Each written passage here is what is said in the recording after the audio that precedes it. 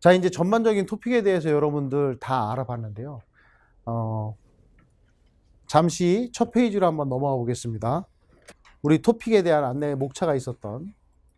그래서 이제 전체적인 그 주제에 대해서 48개에 대해서 살펴봤는데요. 여기 디지털 컨버전은 처음에는 이 디지털 컨버전스의 기반이 되는 기술들에 대해서 전반적으로 한번 쭉 훑어보는 시간이었어요. 요즘 최근에 이슈가 되고 있는 클라우드 컴퓨팅, 뭐 모바일, 뭐 IoT, 빅데이터 이런 것들에 대해서 전반적으로 한번 쭉 훑어보고 그것에 기반이 되는 기술이 뭐가 있는지 이런 것들에 대해서 우리가 살펴보는 시간이 있었고요.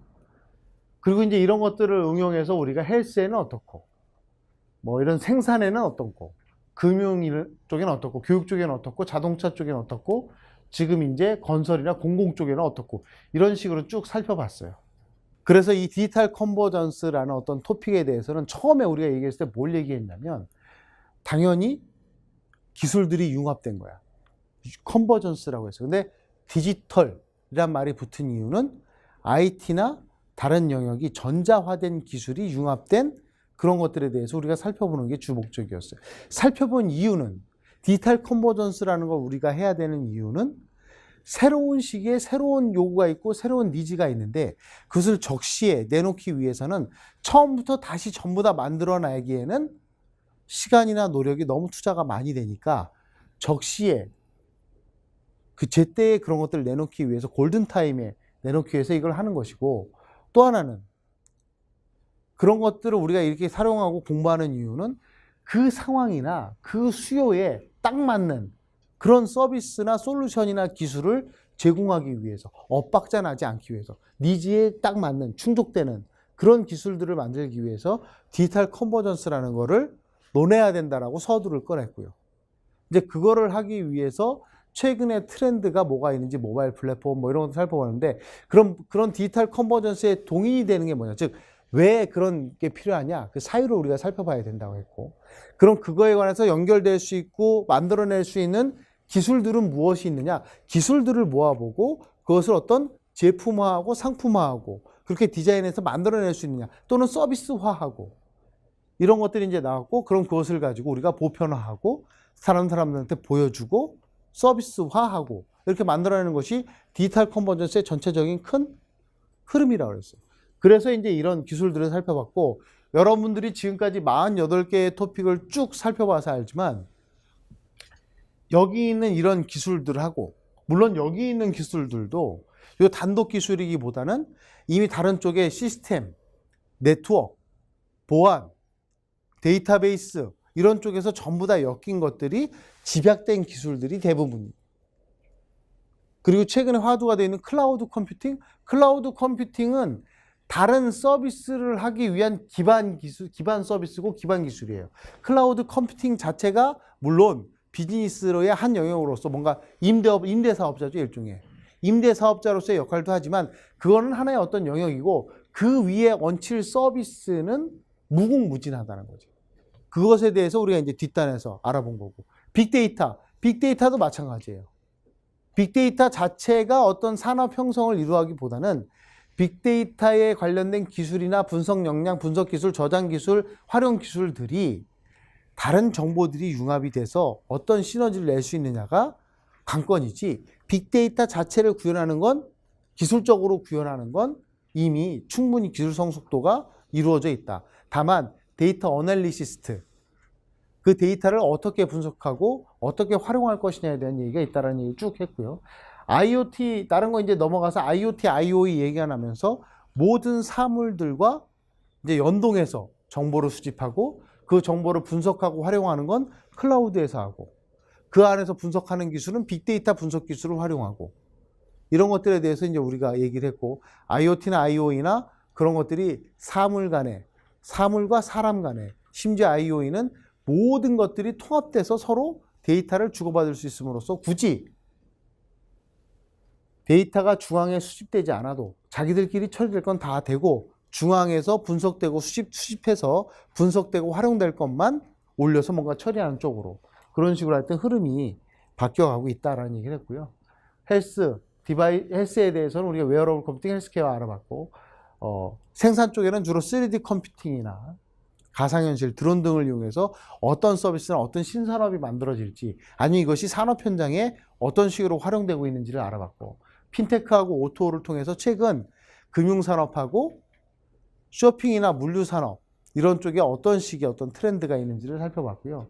에듀케이션은 이제 단순히 교육이 꼭 오프라인에서 1대1 마케팅이 아니고 온라인 솔루션 등을 통해서 불특정 다수한테 저렴하게 공정한 동일한 콘텐츠를 공정하게 공급할 수 있는 그런 인프라와 체계가 만들어졌다는 걸 얘기를 했습니다. 그리고 자동차 쪽에는 스마트카와 자율주행 자동차라는 두 가지 큰 개념을 놓고, 전에는 기술적인 중심으로 봤다면 이제는 서비스 차원에서 이제 자동차가 점점 전자장비 또는 IT 기술이 융합된 장비라는 어떤 인식을 가지고 그 안에 어떤 서비스, 어떤 장비를 놓고 어떤 형태로 서비스가 진행될 것인가, 이것에 대해서 쭉 살펴보는 그런 시간을 가졌어요. 그래서 궁극적으로는, 기술적으로는 현재 가장 최근에 이런 건 스마트카, 그래서 사람들의 안정성과 편의성을 높이는 쪽으로 기술들이 여러 가지가 융합될 것이고, 궁극적으로는 자율주행 기술이 적용이 돼서 그 안에 하나 더 들어가는 기술이 뭐라고 그랬어요? 판단 기술. 사람이 판단해야 될 것을 기계나 주변 정보를 종합해서 자동차가 대신 판단할 수 있도록, 이런 판단 기술이 더해지는 자율주행 기술 단계까지 진행될 것이다라는 얘기를 살펴봤고요. 마지막으로 이제 건설 쪽에서 스마트 그리드나 ESS, 뱀스 쪽에 어떤 식의 건물 관리나 에너지 관리를 통해서 좀 더 효율적으로 분배를 다시 하고 비용을 좀 더 낮추고 하는 그런 식의 관리가 이루어질 것인가를 살펴봤어요. 그래서 이제 앞에서 쭉 살펴본 자료들은 우리가 지금까지 디지털 컨버전스에서 중요하다고 생각되는 48개의 토픽을 살펴본 거고요. 요번에 이제 참고 자료라고 이제 해놓긴 했지만, 실제로 여러분들이 기술사 시험을 보는 데 있어서 디지털 컨버전스에서 어떤 식으로 준비가 돼야 되고, 이것이 어느 정도의 중요성을 갖고 있고 어떤 항목들을 중점적으로 좀 바라봐 주셔야 되는지에 대한 얘기를 했어요. 여기 보면 주요 토픽, 기출문제에 대해서도 잠깐, 가장 최근에 나온 111회 문제까지 간단히 살펴볼 거고요. 출제 경향에 대한 분석을 한번 해볼 거고, 학습 전략에 대해서 여러분들하고 기존에 많은 기술사들이 얘기했겠지만 디지털 컨버전스의 디펜던트한 얘기를 조금 해볼 겁니다. 그 예상 문제, 사실 예상 문제는 매번 바뀌어요. 그렇지만 요번에 제가 여기 넣으면서도 좀 주제를 쏙 바꿔봤습니다. 그래서 여러분들 한번 보시고, 근데 제가 전부터 냈던 예상 문제도 한두 문제 섞여 있어서 요번에 이제 111에 나온 문제도 있어요. 그래서 이제 그런 문제를 좀 보고, 하지만 적어요. 예상 문제가 굉장히 적어요. 그래서 여러분들이 그거는 그냥 참고 자료 정도로 보시면 될 것 같고요. 참고 문헌 및 자료를 제가 만들 거고, 맨 마지막에는 제가 여러분들한테 기술사는 어떤 시험이다 또는 어떤 식의 역량을 펼쳐야 되는 사람이다라는 얘기를 전달할 수 있도록 하겠습니다. 자, 첫 번째 주요 토픽에 대해서 얘기할 거예요. 저희가 48개 토픽에 대해서인데 여기는 51개에 대해서 제가 언급을 했어요. 자, 여기에 보면 여기 숫자가 들어있고 중요도가 상중하 이렇게 표시가 되어 있습니다. 근데 이 상중하 표시가 되어 있는 것들은요, 저의 주관적인 판단입니다. 대신 상중하를 표시하는 이유는 뭐냐면, 여러분들이 공부를 하는데 물리적으로 시간의 한계가 있어요. 기술사 토픽을 가만히 봐보면 7개가 50개씩만 돼도 350개 토픽이에요. 근데 실제로는 그것 말고도 공부해야 될 것들이 더 있어요. 그러다 보니까 그것을 모두 다 풀타임으로 공부하기 어려운 상황이 생긴다. 예를 들어 뭐 올해 몇 월 달에 2월이나 8월 달에 시험을 목표로 여러분들 공부를 하시는데 6개월의 제한을 두고 공부하면 핵심적인 토픽 위주로 공부할 수밖에 없습니다. 그럴 때 여러분들이 예를 들어 6개월 정도의 공부 타겟을 하면 여기에 상이라고 되어 있는 토픽만, 1년 정도 공부를 하실 계획으로 하실 거라면 중 정도의 토픽까지, 나는 아주 시간이 많아서 평생 공부하겠다면 하까지 하셔도 됩니다. 농담이고요. 1년 정도까지 공부하셨는데 고래도 혹시 이제 다시 한번 공부할 기회가 어쩔 수 없이 생긴다면 하까지도 한번 보셔도 된다, 이 정도 얘기한 거고요. 그리고 여기 보면 KSO 이렇게 표시되어 있어요. 날리지, 스킬, 저거는 뭐지? 이제 그 오피니언, 의견입니다. 의견. 요거에 이제 약어로 제가 써놓은 건데, 요 뒤에 가면 있습니다. 뒤에 가면 그 설명이 있으니까. 지식이 5, 10으로 봤을 때, 100%로 봤을 때, 지식이 50%, 스킬이 30%, 의견이 20% 정도 들어가야 될 토픽이다라는 거예요. 지식이라는 건 여기에 관련된 토픽에 대한 기능이나 구성 요소, 기술 이런 것들을 내가 알고, 스킬은 내가 이거에 대한 경험이나 요것에 대해서 어떤 노하우 이런 것들이 한 30% 정도 들어가 있는 얘기고요. 20% 의견이라는 건 요즘 트렌드, 발전 방향, 아니면 나의 이런 경험에 따른 나의 어떤 의견, 발전을 위해서는 이렇게 재원, 이런 것들이 들어갈 수 있는 게 20% 정도다. 이렇게 얘기를 한 거예요. 여기 보면 2나 3, 근데 전체적으로 디지털 컨버전스에 관한 것들은 상대적으로 스킬이 가운데 비중이 좀 작아요. 근데 시스템이나 네트워크, 데이터베이스 보안 쪽에 가면 스킬 비중이 비교적 다른 토픽에 비해서 높아요. 왜?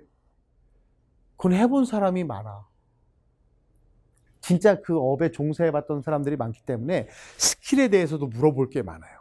그러니까 그런 것들은 여러분들이 스터디를 하면 그런 경험을 그 사람들한테 빼내와야 돼. 그런 노하우를 들어야 돼요.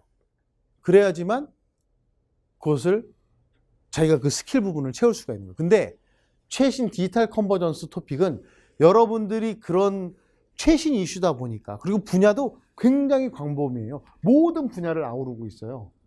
IT 기술의 모든 분야를 아우르고 있기 때문에 이것에 대해서 충분히 경험하지 못했어요. 그렇기 때문에 간접 경험으로 이것을 전달을 해줘야 돼요. 아니면 그거와 유사한 기술을 경험한 사람들한테 이것을 미루어 짐작해서 그런 그 경험들을 전달해 줄 수 있어요. 스킬들을. 그걸 구현하려면 구현 절차는 이러한 것을 적용해서 해야 돼요.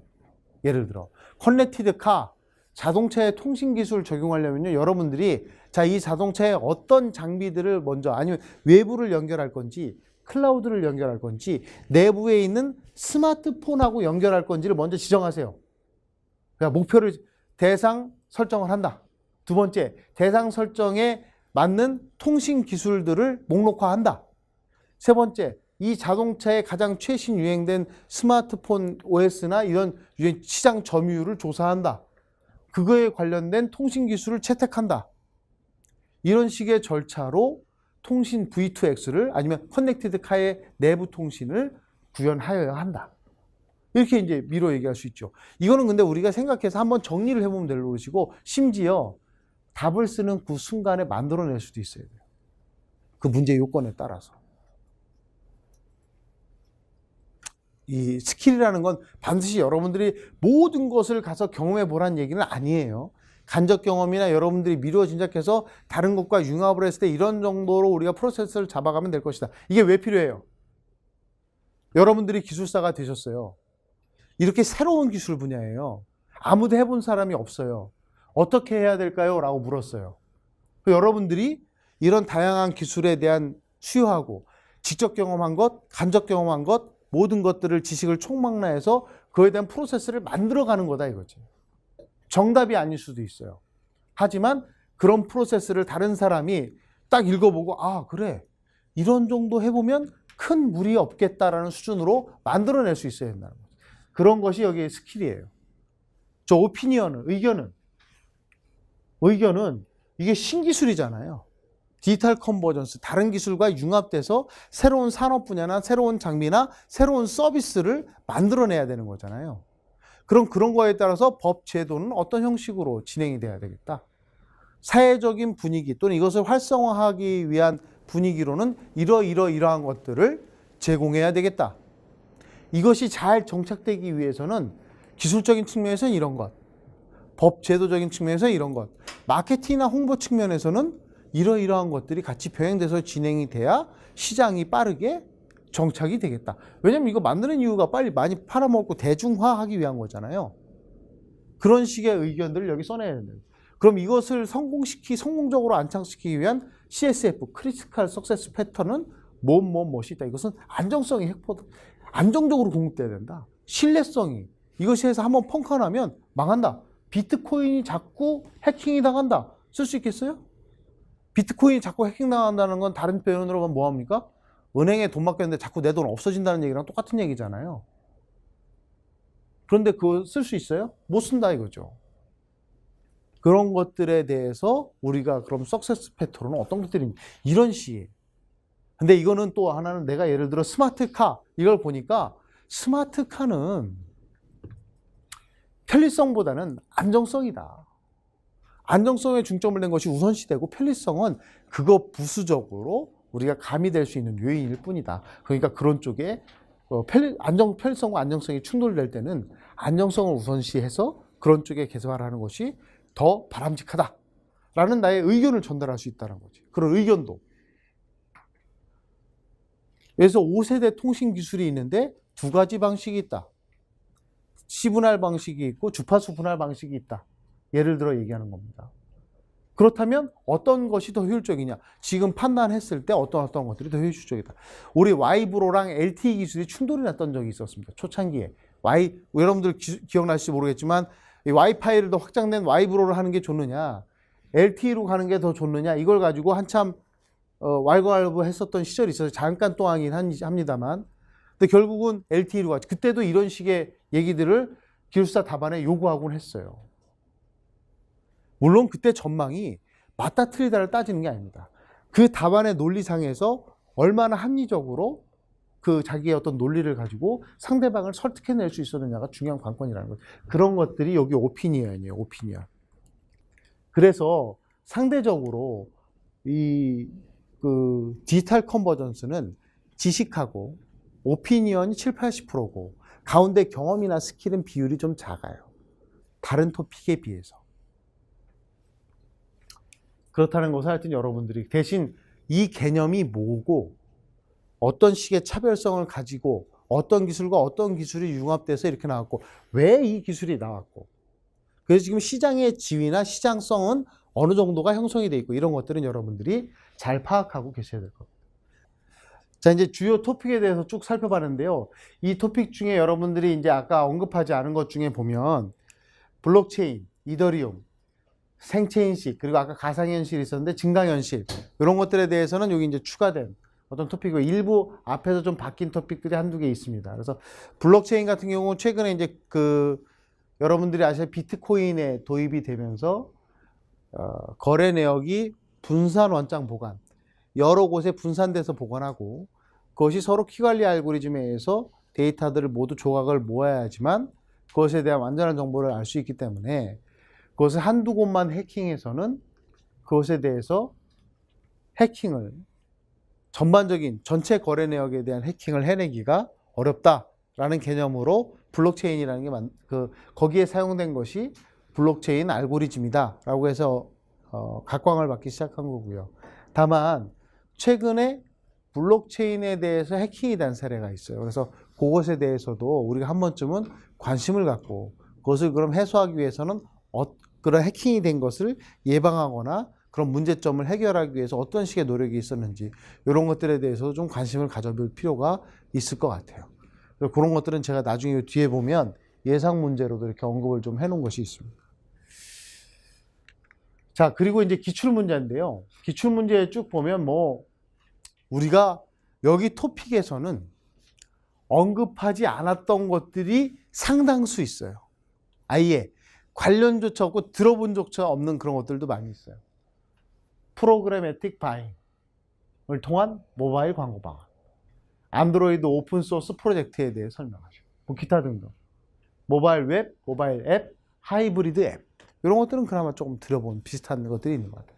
하여튼 기타 등등 이게 정보관리나 컴퓨터 시스템 운영에 보면 쭉 이런 문제들이 있는데요. 전반적으로 다 살펴볼 수는 없고 이 중에 최근에 나온 문제들을 한번 살펴보는 시간을 갖도록 하겠습니다. 여기 보면 이제 111의 문제가 가장 이제 최근에 나온 그런 문제들이죠. 그래서 GPU, General Purpose Graphic Processing Unit, 그리고 오픈 어답션 소프트웨어, 딥러닝 구현을 위한 피드 포워드 모델을 설명하고 컨볼루셔널 뉴럴 네트워크와의 차이점을 설명하시오. 최근 가상현실에 대해서 얘기했고, 인공지능, 이런 소셜 로봇에 대한 개념, 오픈 스택, XML 스키마, 이런 조건, 컴퓨터 응용에는 또 HCI, 하드 분산 파일 시스템, 무선 충전 기술, 여기에는 한국형 웹 컨텐츠 접근 지침, 이런 것들에 대한 것들이 이제 나와 있어요. 여기에 보면 법 제도 또는 우리가 공부한 것에서 한 단계 더 레벨 다운된 이런 것들에 대해서 얘기하는 거 있고요. 여기 이제 가상현실, 개념, 확산 요인, 생태계 현황 및 시사점에 대해 설명하시오. 이런 문제들이 있는데 우리가 이제 문제 형태를 쭉 보면 여기도 보면 결국 문제는 소셜 로봇의 개념, 특징, 시장 현황 및 전망에 대해 설명하시오예요. 근데 앞에 깔았어, 배경을. 뭐라고? 인공지능, 사물 인터넷, 클라우드가 로봇과 접목하여 인간과 상호작용이 가능한 소셜 로봇이 등장하였다. 즉 여기에서 소셜 로봇에 대한 기본 개념을 어느 정도 정의를 해준 거죠. 네가 앞으로 끌고 갈 소셜 로봇의 개념은, 왜냐면 이 문제를 이해한 사람이 요즘 이 지난번 문제 110회에는 챗봇이 문제가 나왔어요. 챗봇. 채팅봇이 문제가 나왔다고. 그러니까 소셜 로봇을 채팅봇으로 혹시 제한적으로 쓸까봐 인공지능, 사물 인터넷, 클라우드가 로봇과 접목하여 전반적으로 상호작용한다. 이런 식의 소셜 로봇을 개념을 가입했다. 대입했다 이거죠. 그럼 소셜 로봇은 기존의 챗봇보다 조금 더 커다란 개념이 되겠죠. 소셜상에 움직이는 데이터와 IoT에서 수집되는 다양한 다른 데이터, 클라우드까지 연계된 이유는 이런 정보들을 취합해서 어느 한 곳에 모아놓고 분석하고 활용하기 위해서, 그런 것들을 전반적으로 아울러서 인간과 커뮤니케이션, 즉 인간적인 요소를 가미한 판단 기능이 포함된 그런 것들을 우리가 그런 것들을 전달해 줄 수 있는 채널로서의 역할을 하는 것을 소셜 로봇이라고 한다라는 개념으로 방향성을 잡아가야겠죠. 근데 우리가 일반적으로 소셜 로봇에 대해서 개념을 공부를 했다면 SNS를 통해서 정보를 주고받을 수 있는 채팅봇의 일종, 챗봇의 일종, 그냥 앞에 저 배경이 없어요. 이 배경이 없다라고 설명이 없다라고 생각하면 우리가 그렇게 설명할 수 있다고. 여러분들 직관적으로 그냥 소셜 로봇이란 말을 평소에 공부하지 않은 토픽인데 그냥 들어서 뭔가 설명해 보셔야 하면 소셜 네트워크상에 흘러다니는 정보를 가공 분석해서 사람과 채팅해서 뭔가 정보를 전달해 주는 그런 소프트웨어, 그런 식으로 적응할 수, 소셜 네트워크 채팅 로봇, 이런 형태로 설명할 수 있지 않을까요? 그러면 저 위에 얘기한 개념이랑 어때요? 확실히 범위가 한정적이고 축소되는 그런 형태가 있죠. 근데 저 위에 저런 말이 있으니까 그런 식으로 써야 된다. 특징. 자, 그럼 시장 현황 및 전망. 여기는 우리가 지금까지 쭉 디지털 커머스 공부하면서 뭘 많이 공부했냐면 생태계, 에코시스템, 플랫폼, 이런 것들에 관한 용어들을 많이 사용을 했어요. 그럼 여기에 소셜 로봇 때문에 인공지능, 사물 인터넷, 클라우드가 복합적으로 연계돼서 소셜 네트워크하고 서로 연동하고 이것을 인공지능 등을 이용해서 분석하고 판단하는 그런 식의 역할까지 수행하는 그런 생태계를 이루어낼 것이다. 소셜 로봇 때문에. 사람이 뭘 판단하는데 우리가 지금도 어떤 빠른 길을 어디로 갈까 하면 뭐예요? 내비게이션에 의존하잖아요. 실시간 내비게이션에 의존하죠. 그죠? 맛집을 어디 갈까? 네이버에 의존하잖아요. 어디 맛집. 아니면 좋은 장소 여행을 가고 싶은데 어디. 가장 저렴한, 물건을 가장 저렴하게 파는 오픈 마켓, 온라인 마켓. 그런 거 우리 여러 가지 사이트들이 가격 비교 검색 사이트 이용해서 하잖아요. 그런 식으로 의존하듯이 앞으로는 소셜 로봇에 의존할 거다 이거죠. 여러분들 요즘 소셜 네트워크, 카카오톡 이런 데 보면 뭐 있어요? 검색 기능 다 들어있죠. 거기에 검색 기능 들어있는 거 여러분들 쓰시죠. 샵 집어넣고 검색하면 검색 기능 거기서 바로 나오잖아요. 따로 검색창에 들어가지 않고 소셜 네트워크에서 바로 검색하잖아요. 그죠? 그럼 앞으로 이런 소셜 로봇에는 어떤, 앞에 샵이 아니고 뭐예요? 물음표.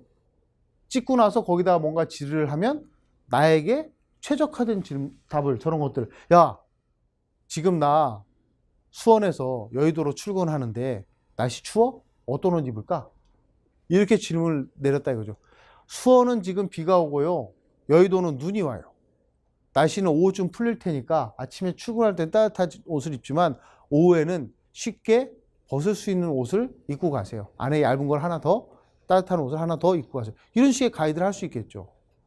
그런 식의 어떤 기능을 사례로 들 수 있다는 거지. 심지어. 그리고 앞으로 어떤 방향으로 흘러갈 것이다. 이게 그럼 소셜 로봇이 소셜 네트워크만을 통해서 흘러갈 것이냐? 아니다 이거지. 포털 사이트나 인공지능 분석 아니면 저런 IoT 인프라를 가진 회사들이 이런 쪽의 서비스를 먼저 내놓을 수도 있다는 거죠. 그런 쪽에 특화된. 기상청이 기상에 관한 서비스는 가장 먼저 내놓을 수 있듯이. 하여튼